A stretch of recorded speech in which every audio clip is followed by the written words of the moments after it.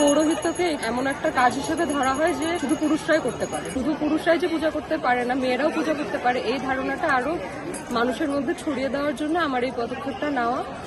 জ্ঞান ও বিদ্যার দেবী সরস্বতীর আরাধনায় মুখর জগন্নাথ বিশ্ববিদ্যালয়। অন্যান্য বিভাগের মতো ইংরেজি বিভাগেও চলছে সরস্বতী পূজা। তবে এখানেই দেখা গেল এক ব্যতিক্রমী দৃশ্য। ইংরেজি বিভাগের সরস্বতী পূজায় টানা তৃতীয়বারের মতো পৌরোহিত্য করছেন নারী পুরোহিত সমাদৃতা ভৌমিক। পুরো বিশ্ববিদ্যালয়ের ৩৯টি মণ্ডপের মধ্যে একমাত্র এই বিভাগেই পূজা পরিচালনা করছেন একজন নারী।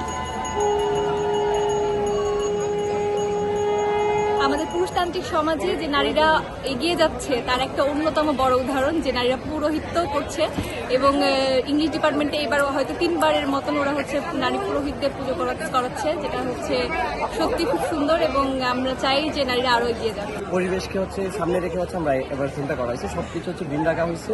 আমাদের যে প্রতিমা গ্রিন ছিল, তারপর হচ্ছে আমাদের যে পিছনে হচ্ছে বট গাছ সেটাও হচ্ছে গ্রিন রাখা হয়েছে।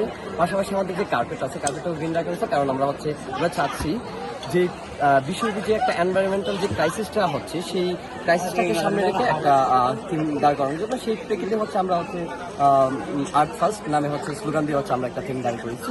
সমাদৃতা ভৌমিক জগন্নাথ বিশ্ববিদ্যালয়ের ইংরেজি বিভাগের 2018-19 সেশনের শিক্ষার্থী।